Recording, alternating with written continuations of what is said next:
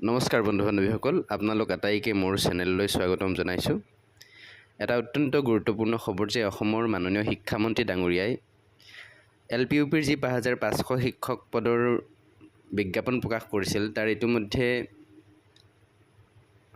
Verification হৈ গৈছে আৰু তাৰ মেৰিট লিষ্ট সন্দৰ্ভত বা তাৰ নিযুক্তি কেতিয়া দিব এই সম্পৰ্কত তেখেতে আজি গুৰুত্বপূৰ্ণ মন্তব্য আগবঢ়াইছে। মৰিগাঁৱত উপস্থিত হৈ এই পদত আবেদন কৰা বিভিন্ন আবেদনকাৰীয়ে তেখেতক এই নিযুক্তি সন্দৰ্ভত সুধিছিল বা NIOS-ৰ সকলে যি কেছ কৰিছে তাৰ ওপৰতো তেওঁ মন্তব্য কৰি কেতিয়া নিযুক্তি দিব সেই কথা ঘোষণা কৰিছে।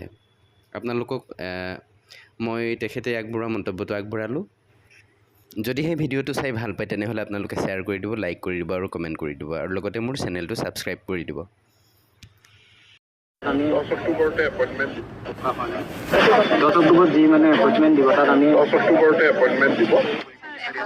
আমাৰ 70জন NR আছে মানে যাৰ ডিপাৰ্টমেণ্টে তেওঁলোকক কিছুমান ইণ্টাৰভিউ প্ৰুফ বিচাৰিছিলে। কোৰ্টে যি অৰ্ডাৰ দিয়ে কোৰ্ট অৰ্ডাৰটো চাইছিলে উঠালে মানে যদি কোৰ্টে সেই সময়লৈকেও নিদিয়ে তেনেহ'লে সিমান সংখ্যক চিট আমি ৰাখি থ'ম, বাকীখিনিক আমি দি দিম।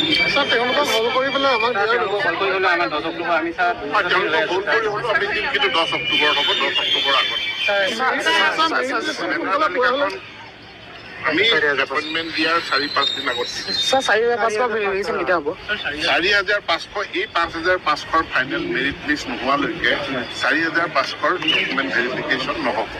কাৰণ ইয়াতে 5,500 যিসকলে আবেদন কৰিছে তেওঁলোকে 4,500টো আবেদন কৰিছে।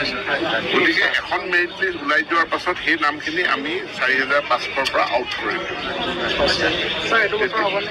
ছাৰ এইটো বছৰ দিবনে? এইটো হ'বনে 4,500? এইটো বছৰ যিটো মানে বাধা ৰাখি থৈছে মানে ময়ো ক'লো হ'ব সেইটোৱে কৰিম। আকৌ একেটা এইটো মাহতে দিবনে? এইটো বছৰতে দিবনে? এইটো বছৰতে দিবনে ছাৰ? আমাৰ চৰকাৰৰ আমি টিউটৰ